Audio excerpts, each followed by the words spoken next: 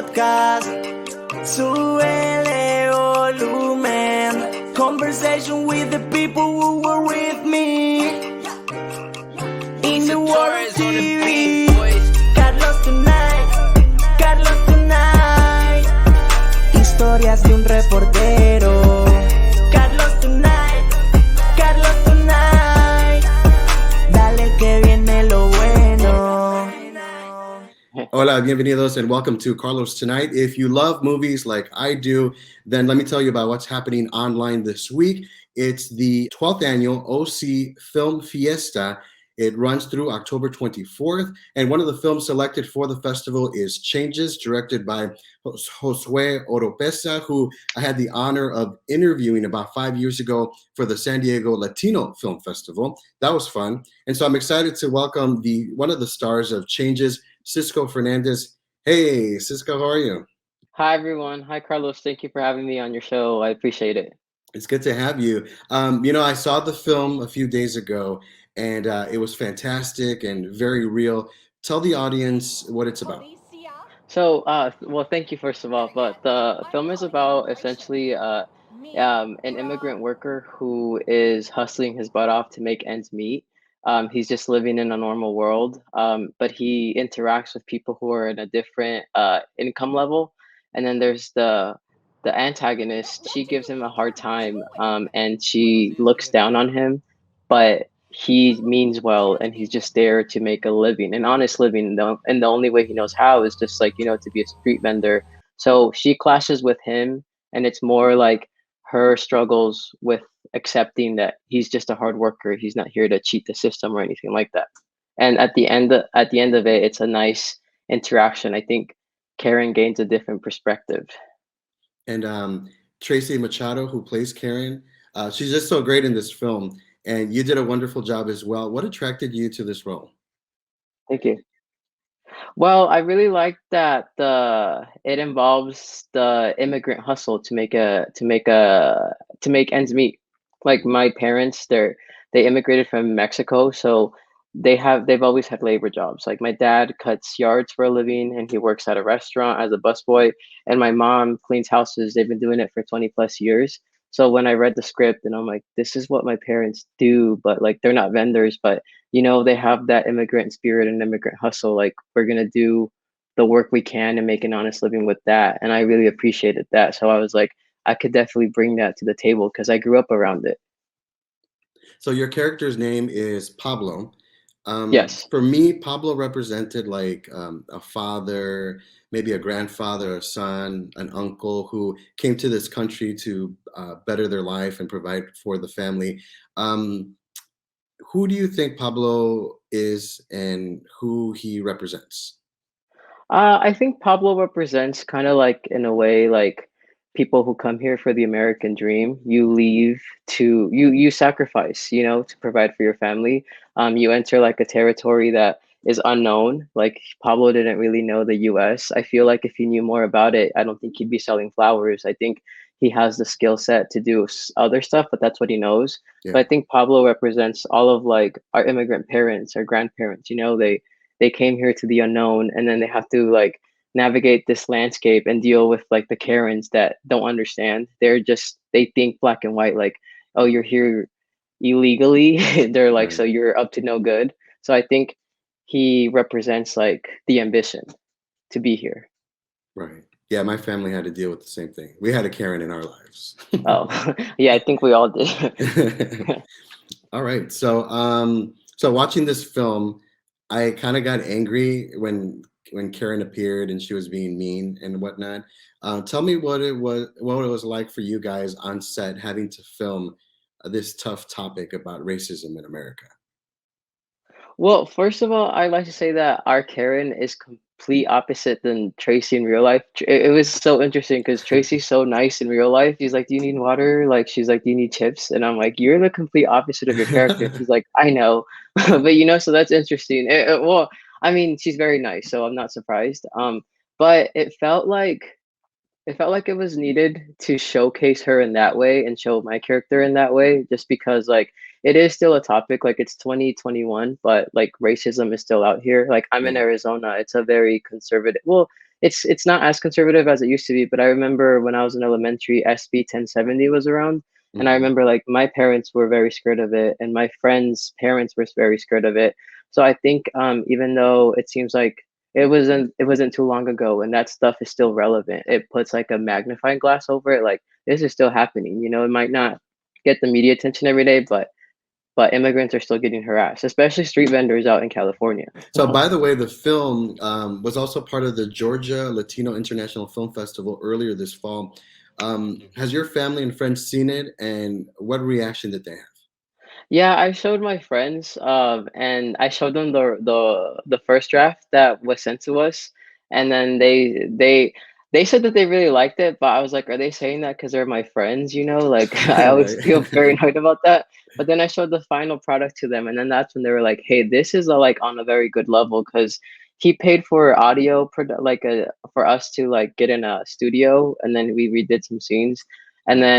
then we did a movie poster, and then my sister and my mom and my dad saw it, and they were like, "Wait, you're in a movie poster?" And I was like, "Yeah, and it's in a film festival." So I think if anything, my mom and my sister are probably like, "Good for you," like because I've been telling them this is what I want to do. Mhm. So when they saw that it made like a film festival, especially the Atlanta one, they were Mhm. like, "Wait a minute, you're actually not just talking about it, you're doing it." Because when I say Mhm. like I have an acting gig, I say I have a project. Like I was like, I go to an Yeah. acting gig, you know.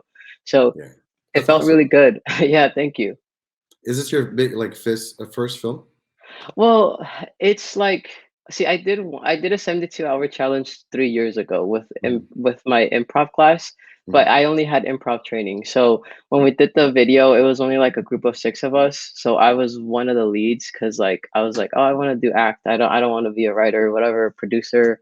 Um, and we entered and we lost. And when I look back at the footage, I was blinking nonstop, like but I mean, it was like our first time around. And then now that I have classes under my belt, I realize that you blink a lot because you're nervous on camera. And I'm like, I was definitely nervous, you know? Um, yeah, a lot of people get nervous on camera. I mean, even when I first started in television, like 20 years ago, Yeah, like my first day. Well, actually, every day of my career, you get a little nervous. yeah, Your heart starts pumping, but once the camera starts, you're just like you're in your world. Is that yeah, yeah. how you do it? Yeah, I mean, it's always nerve-wracking. I think what's really helpful is when you have a director like how we did. He like talks to you beforehand and breaks down stuff with you. And then he was there to guide us on what his vision was. So I think Mhm. that's really helpful. I don't think if it wasn't for that, then I'd be like, I would nonstop adrenaline. So, right around the time I was interviewing your director in San Mhm. Diego for a film he did along the US Mexico border, you were actually graduating from Arizona State University. How did you end up in the field of movie making and acting? Well, okay, see, so my major was criminal justice. I was under the assumption like I'm gonna be a lawyer. That's what I wanted to do.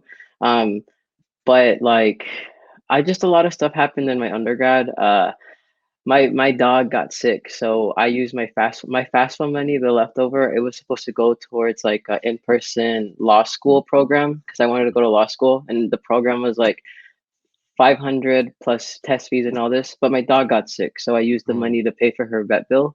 mhm. So I was studying for the LSAT on my own, but I'm not good at doing that. So like I took the LSAT and I did horrible. Like Oh I think I no. got a 130. So I'm like, that's not happening. And I'm like, I'm Uh, not gonna retake it. It's expensive. So long story short, I applied for a ton of internships. No one was taking me. So then I landed something in DC with the Congressional Hispanic Caucus Institute.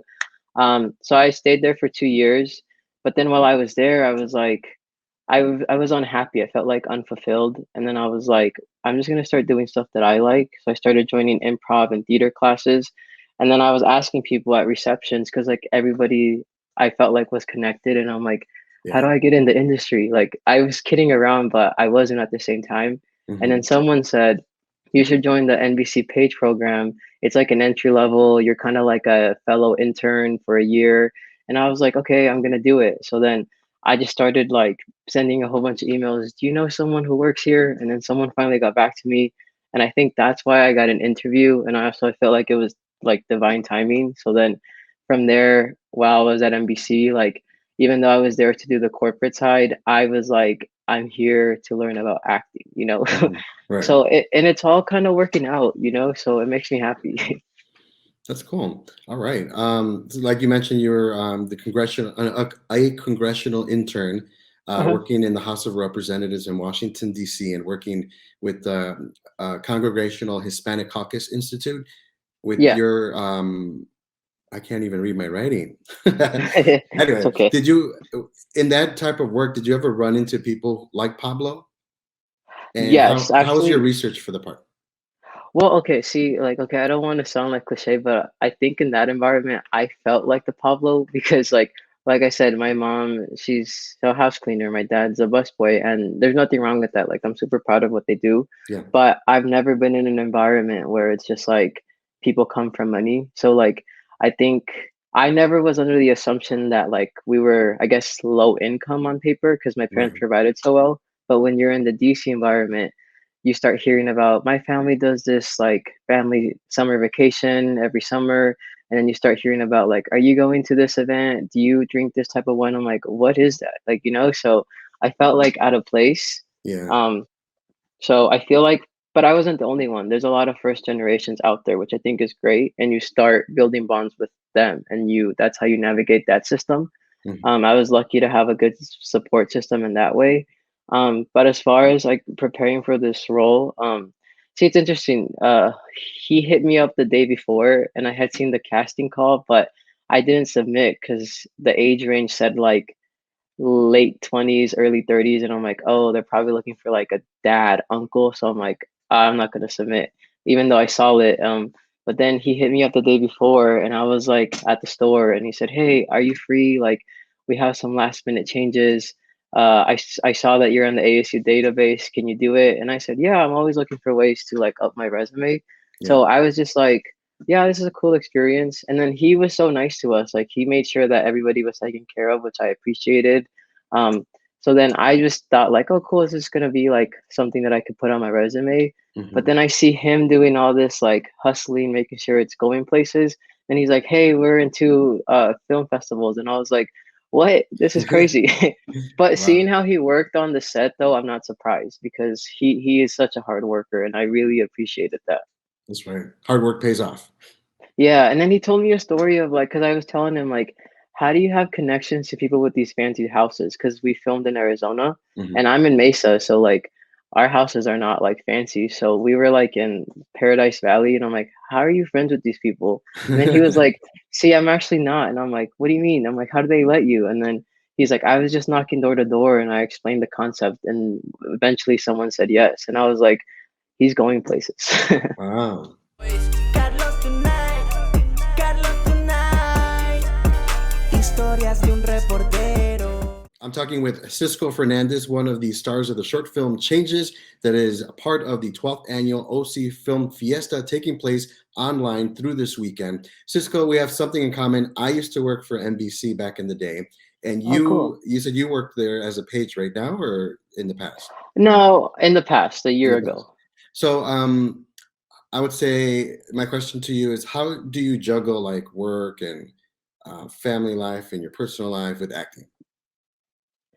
Well, I think, see, I know the pandemic was a horrible time for everybody. Yeah. Normally, what happens when you end the NBC Page program, they give you 3 months to look for a job in the company, and they pay you during that time. But in my head, I knew like I don't want to work here in that way. Like I don't want to be behind the desk. I want to be in front of the camera. Hmm. So I was like struggling, like how am I going to do this? But then COVID happened, so I moved back to Arizona, and I was upset because I was like, oh man, I'm away from the industry now. But like I just started signing up for classes here. I started looking. I got an agent, and then I have representation in LA. So I'm still able to get work in that way. But because I'm back home, I'm able to save money, and I don't have the pressure of like I need to make my rent, you know.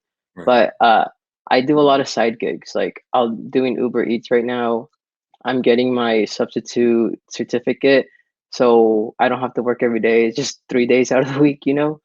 So how does that So work with your agent? Do they call you and say, okay, we have like this role, you should, submit or something? yeah, so like the way they do it is they're more like they have like I guess the connections to the casting people. So like Mhm. they submit you. But just because they submit you doesn't mean they want to see you. They go based off your headshots. Mhm. And then from there, like if you get the audition, you're expected to go because the agent put in the work to get you there. Mhm. And because like when people ask me what do you do, I don't tell them like I'm an actor because they're people are like, what Netflix are you on? Or where can I Yeah, see what you show? on Harkins? So I tell people I'm an entrepreneur because I'm like kind of same thing. You have to go look for Exactly. your work. Gotta So hustle. yeah. So like it's actually like that. Like today, I actually have a callback for a commercial, and I'm so excited because last year I wasn't really getting callbacks, Mhm. but this year I feel like I'm in a better state of mind and it's stuff is picking up. So I guess That's just awesome. patience. Thank you. Yeah. Just I guess just patience is key and putting in the work that people don't see behind the scenes. Yeah. Well, that's a good segue because I was going to ask you for young people who are listening and watching our conversation today, what advice would you give them about starting out if they're interested in a career in acting? I would say for sure, like if you're curious about it, I would say it's for a reason. I don't think like it's a coincidence. I think everyone is born a creative, but like I think the 9 to 5 world, I'm not talking down on it because like I thrived on the 9 to 5 world, but I think people think if you're not making money from it right off the back, why are you doing it? But I Yeah. would say tap into it, get curious, and be surrounded with people who are in that environment, like any type of creative. And I think you need at least one friend that you can call and vent to, and a safe spot. Because Mhm. like for me, I have that. But also, I also have like sometimes my family will be like, "Well, why don't you use your degree to do something else instead?" I'd say, don't listen to that. It doesn't have to Right. make sense to everybody. It just has to make sense to you. Absolutely. And we talked earlier about how you got into acting.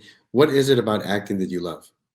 See, since I was little, we grew up in a trailer park, and I remember we would always, the only free channels we had were Telemundo and Univision. So when I saw them on TV, I was like, I always thought like, oh, I can't do that because I'm not rich. Like I feel like you had to be rich. Yeah. But then like once I got in DC, and then DC would bring a lot of the entertainers to conferences, and then I would ask them like, oh, what was your upbringing? Some would say like, yeah, like my family connections, whatever. Well, they wouldn't say it like that, but it was Mhm. implied. But then like some would be like, like I did whatever it took, like I did unpaid work. And I started thinking about it and I was like, wait, I've done unpaid work and internships. So I'm like, if I like or transfer the 9 to 5 mindset, because when you're building a political resume, you do a lot of unpaid work and you go through crappy experiences. So I'm Right. like, wait, if I can do that here in politics, I can do it in entertainment. So then I just kind of was like, I'm gonna do it, and it's just and that's kind of just been my mindset. For many people, Desi Arnaz, Freddie Prince, and George Lopez, they're like inspirations and trailblazers. And my question is, do you think we'll see more Latinos down the road? And do you have any actors currently that you look up to? Um, yes, I think we'll definitely see more Latinos down the road. When I was at NBC, I sat in on Writers on the Verge, and what NBC was really great at was they would recruit diverse writers, and they would like kind of like groom them so they could work in different studios. Mhm. Um, and even now, the stuff that I'm seeing, there's more Latino characters, which I think is great. Um, I'm not a big fan of like the gang cholo ones. Like for me, it's Like interesting. the Like Mayans? kind of, well, cause like see, like sometimes when I see role descriptions for like late teen cholo member, whatever, like has an accent, Mhm. I'm like, okay, I guess I could look. I know I can look late teens, but in my head, I'm like, wait, in my real life, I have a degree and I don't have an accent, and I've never been high, so I'm like, it's interesting, but like I definitely do see other stuff. Like I know with Acapulco, it's on Apple TV. They have Mhm. Young Maximo, and I think that story was great. It's like a guy. It's kind of like a Pablo. He does whatever he has to do to make ends meet. You know. So Mhm. there's definitely way more stuff. And I know ABC's coming out with a pilot that is centered around a Hispanic family. Mhm. So that'll be really cool to watch. Um, Absolutely. I can't yeah, wait. yeah.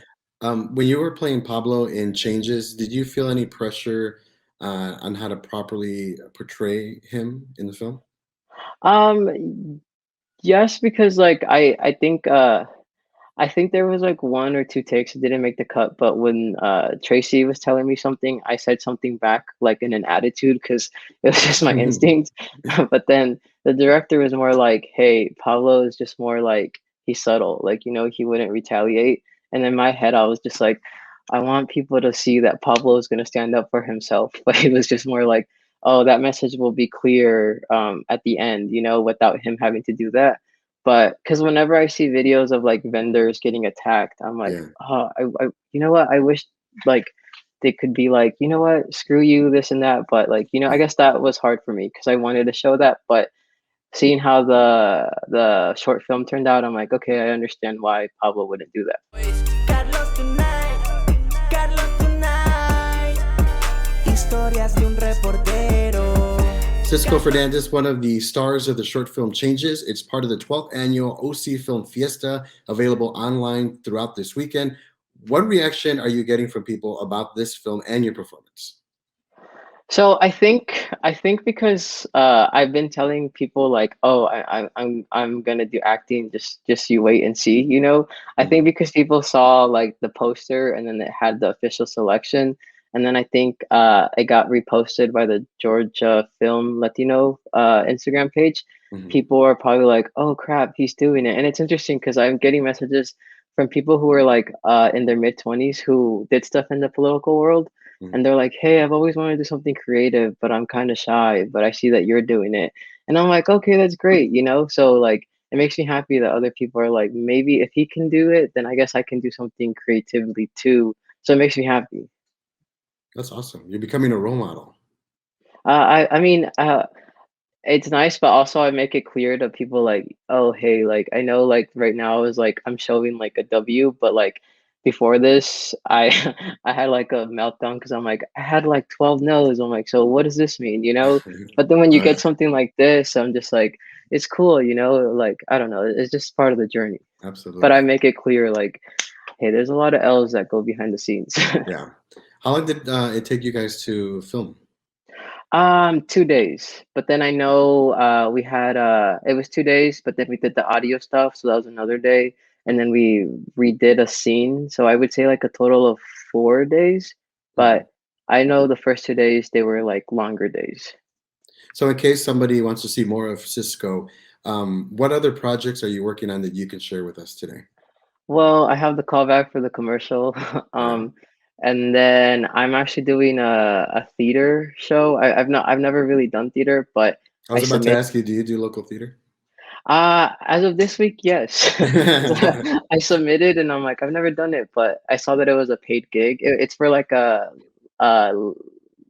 teen Latino son, Mm. and they liked it, so I'm doing that these next 2 weeks. And then I have an California agent, so hopefully on pilot season I land something and you guys will see me on streaming service. That's gonna be cool. When is pilot season? January, February. Oh, okay, cool. That's just around the corner. Yeah. So, my final question to you is, what do you want people to walk away with from checking out this short film? Well, I think I really want aside from the actual message, I think it's really important for people to know like you don't need a big budget to do something. Like when I look how Josue did it, he just like was worked with what he had. And I think because he's very personable, people were willing to like stay the long hours. I know people came from Flagstaff, and that's like a 2-hour drive to come to where we were shooting. Mhm. And I wish people could see, like, I wish I had a camera to like show you guys how he was making stuff happen. Like, especially when he told me the story of him knocking on doors for a fancy house. I'm like, who does that? But he did it. So I hope people take away like I don't need a big budget. And as long as there's an authentic story, people are willing to listen. And once you start submitting, you never know who's gonna pick it up. So I want people to walk away with that message. And also, I guess as far as the film, like there's no shame in the job that you do. If it brings you money and you're not like breaking the law, then keep doing it. Absolutely. The short film Changes, starring my guest, Cisco Fernandez, is available this week at the 12th Annual OC Film Fiesta, taking place online. I'll have a link to the festival in the show notes so you guys can purchase tickets and support this great and important film. Cisco, thank you for being here. I appreciate your time. Good luck with your career, and God bless you. Thank you so much, man. I appreciate it. Carlos tonight, Carlos tonight. And that's a wrap. This episode of Carlos Tonight was written and produced by yours truly, Carlos Correa. My theme was produced by Skin Gallus. You can check out carlostonight.com for the very latest on the podcast, see upcoming guests, check out past episodes, all that and more. carlostonight.com.